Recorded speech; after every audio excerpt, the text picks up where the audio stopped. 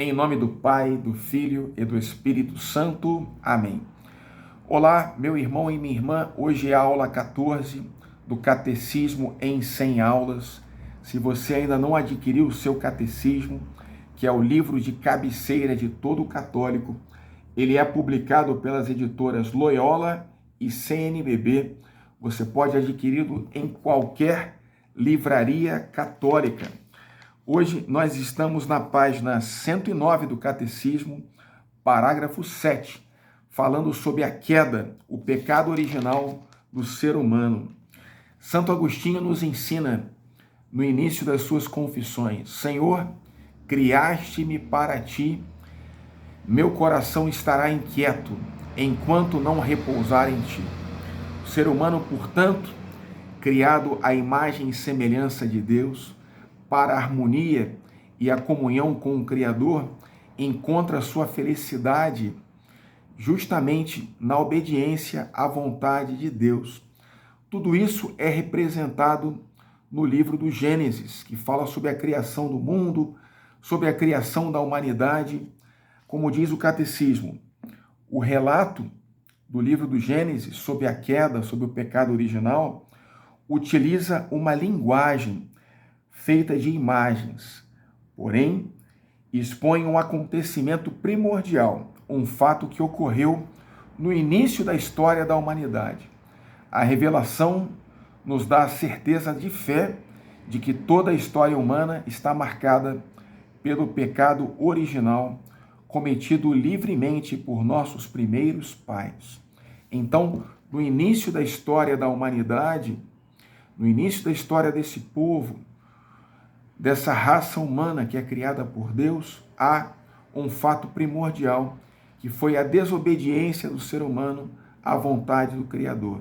Nós nos rebelamos livremente a esse amor de Deus e, em consequência, entrou no mundo o pecado, entrou no mundo a morte, e nós nos colocamos sob o domínio do autor do pecado, que é o demônio.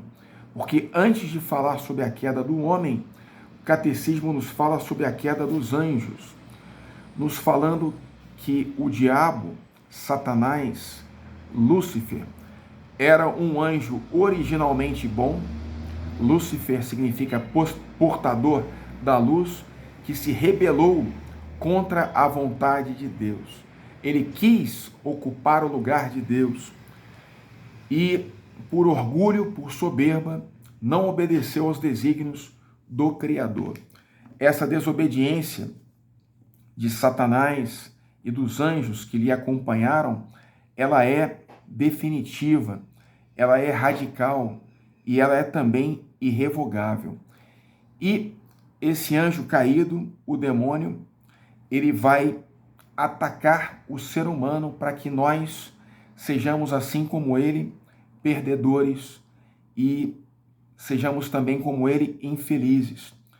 A tentação do demônio contra o ser humano fala justamente sobre o seu próprio pecado.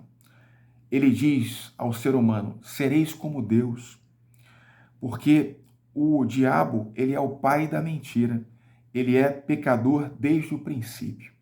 O Catecismo nos ensina que o caráter irrevogável da opção do demônio não é uma deficiência da infinita misericórdia divina. Ela faz com que o pecado dos anjos não possa ser perdoado. Não existe arrependimento para os anjos depois da queda, como não existe arrependimento para os homens depois da morte.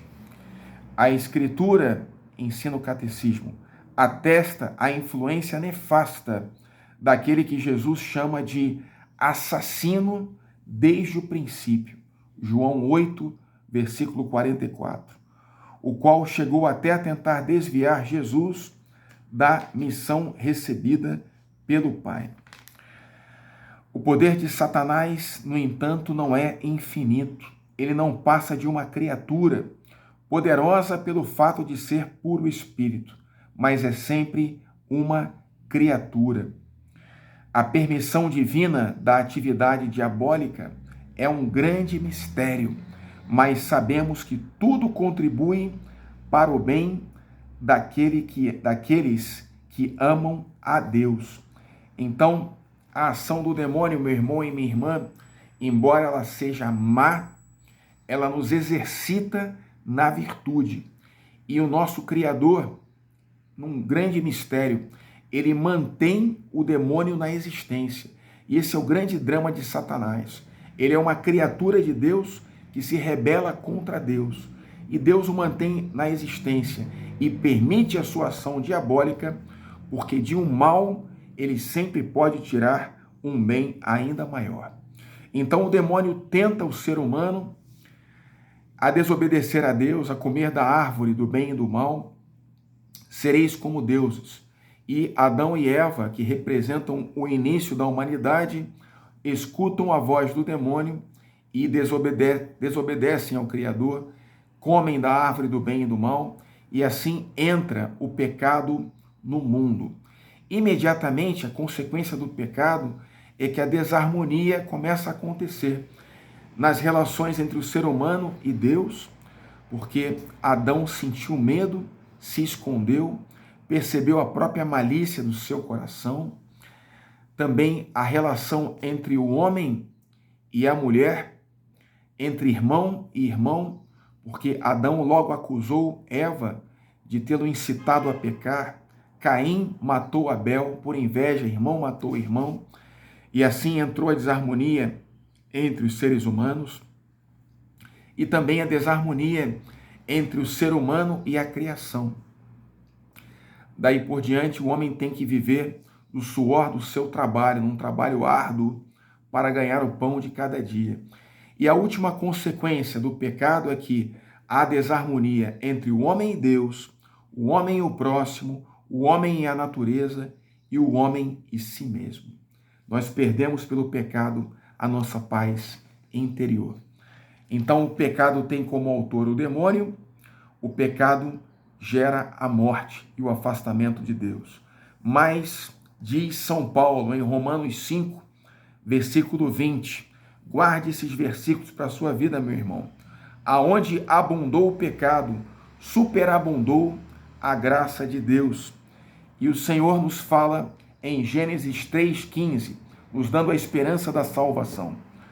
Porém, inimizade entre ti e a mulher, Deus diz ao demônio, a serpente, entre a tua descendência e a dela. Esta te ferirá a cabeça e tu lhe ferirás o calcanhar. Aqui a Escritura está falando que a mulher, Eva, terá uma sucessora. Eva disse não ao plano de Deus, e assim entra o pecado no mundo. Mas a nova mulher, a nova Eva, que é a Virgem Maria, diz sim ao plano de amor de Deus. E assim ela é chamada, a Virgem Maria, de desatadora dos nós, porque o seu sim, com o seu sim, ela desata o nó do pecado da primeira mulher, que é Eva.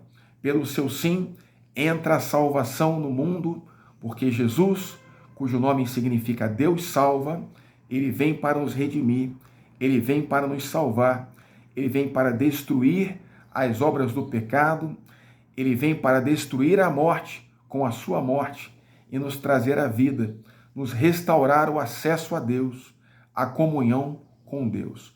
É por isso que nós chamamos Jesus de o Cristo Redentor, e é por isso que nós dizemos em cada Páscoa, ó feliz culpa, o pecado original, que nos valeu tão sublime Redentor. Pela intercessão de Maria, abençoe-vos o Deus Todo-Poderoso, Pai e Filho e Espírito Santo. Amém.